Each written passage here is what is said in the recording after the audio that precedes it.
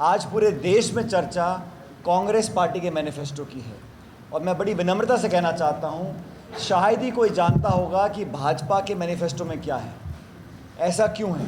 10 साल से सरकार आप चला रहे हैं, पूर्ण बहुमत की सरकार है, तथाकथित सबसे बड़ी पॉलिटिकल पार्टी दुनिया की भाजपा है, फिर भी जनता को रुचि नहीं है। लेकिन हम लोगों ने जो मैनिफेस्टो में प्रॉमिसेस किए हैं, जो 5 गारंटीज़ दी हैं, वो जनता को पसंद आ रही हैं।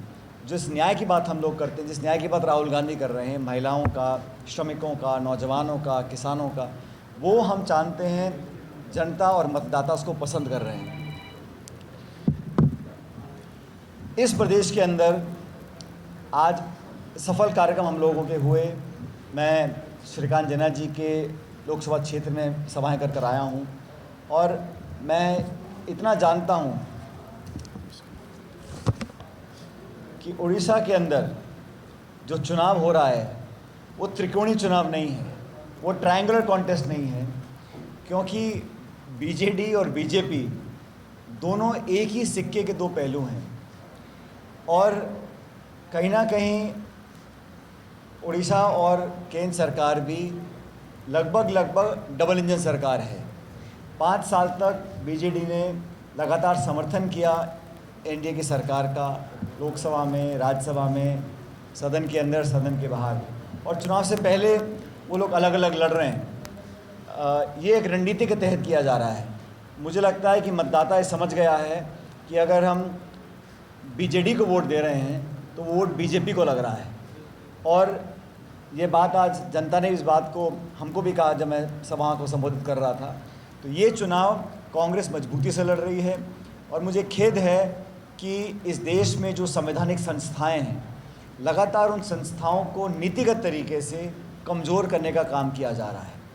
और मुझे बड़ा आश्चर्य है कि देश की सबसे बड़ी विपक्ष की पार्टी कांग्रेस है, चलते चुनाव के अंदर कांग्रेस पार्टी के बैंक के खातों को सीज किया जाता है। सुप्रीम कोर्ट ने इंटरवीन किया, तब जाके उसमें राहत मिली। प्रमुख विपक्ष की पार्टियों के आप खाते बंद कर दें, 2 निर्वाचित मुख्यमंत्रियों को आप जेल में डाल दें, और निर्वाचन आयोग की जिम्मेदारी है कि एक लेवल प्लेइंग फील्ड हर पॉलिटिकल पार्टी को मिलनी चाहिए।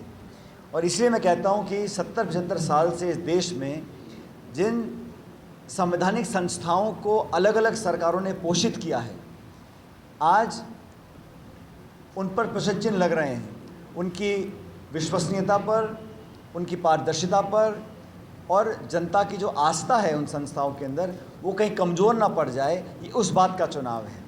ये चुनाव में लगातार भाजपा के नेताओं को आके ये बोलना पड़ रहा है कि हम आरक्षण से छेड़छाड़ नहीं करेंगे, हम संविधान से छेड़छाड़ नहीं करेंगे। सवाल ये उठता है कि भाजपा के तमाम बड़े नेताओं को आके खंडन क्यों करना पड़ता है, ये सफाई क्यों देनी पड़ रही है। आज से पहले जो प्रधानमंत्री और बड़ी सरकारें थीं, राजीव गांधी जी के पास 400 से ज़्यादा सांसद थे, उन्होंने कभी नहीं कहा कि हम संविधान से छेड़छाड़ नहीं करेंगे या आरक्षण से छेड़छाड़ नहीं करेंगे। ये भाजपा और उनके जो वायुमंडल है वहीं से ये बातें निकली हैं, और सरकार और सत्ताधारी दल के अंदर से आवाज़ें उभरी, सवाल उठे संविधान को लेकर, आरक्षण को लेकर।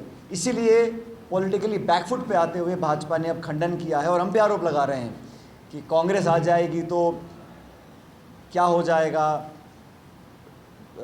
वेल्थ डिस्ट्रीब्यूशन की बात करते हैं। हमारे मैनिफेस्टो में स्पष्ट लिखा हुआ है कि हम गरीब परिवारों को आर्थिक मदद देना चाहते हैं, हम किसानों के जो फसल खरीद होती है एमएसपी पे कानून बनाना चाहते हैं, हम नरेगा का जो भुगतान है अभी 200-250 रुपये प्रतिदिन होता है, हम भुगतान को 400 रुपये करना चाहते हैं। 30 लाख पद खाली पड़े हैं, उन खाली पदों को, केंद्र सरकार के उन पदों को भरना चाहते हैं। तो हमारा मैनिफेस्टो बड़ा स्पष्ट है, ग्रोथ ओरिएंटेड है, जॉब ओरिएंटेड है, महिला, किसान, श्रमिक, उन लोगों के ध्यान को रखकर बनाया गया है।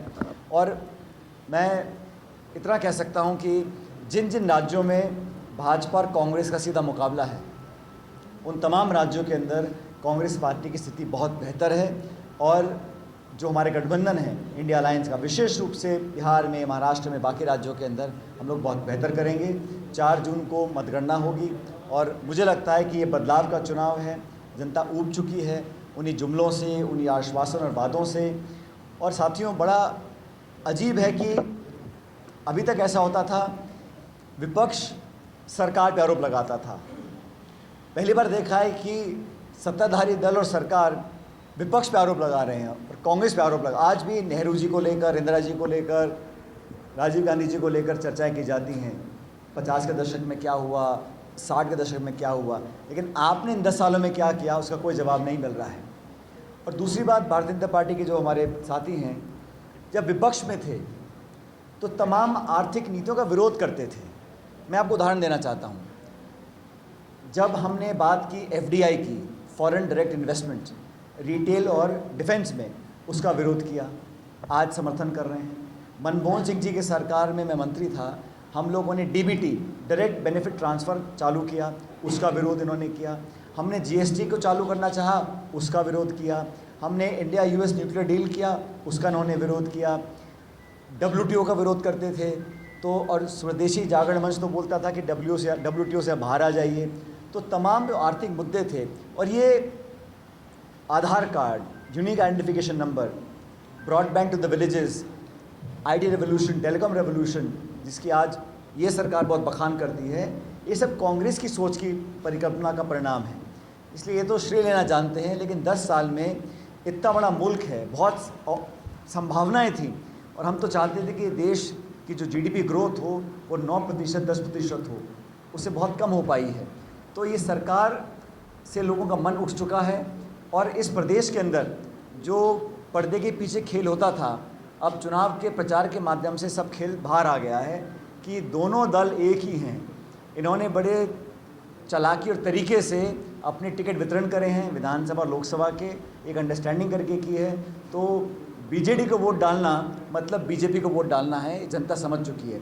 और कांग्रेस पार्टी तमाम दबावों के बाद सारी केंद्र सरकार की एजेंसीज़ विपक्ष को दबाने का काम कर रही हैं, संसाधनों को, बैंक खातों को फ्रीज करने का काम किया। बावजूद उसके कांग्रेस पार्टी मजबूती से चुनाव लड़ रही है, और मैं ये कह सकता हूँ कि हम लोग इस प्रदेश के अंदर ताकत से, मजबूती से और जीतने के लिए चुनाव लड़ रहे हैं। इसलिए परिणाम हमारे पक्ष में आएंगे, और पहले से बहुत अच्छा प्रदर्शन कांग्रेस पार्टी करेगा विधानसभा में, और लोकसभा के अंदर जो इंडिया अलायंस को संख्या की ज़रूरत है बहुमत साबित करने के लिए, उतना संख्या बल हमको मिलेगा जब 4 जून को मतगणना हो।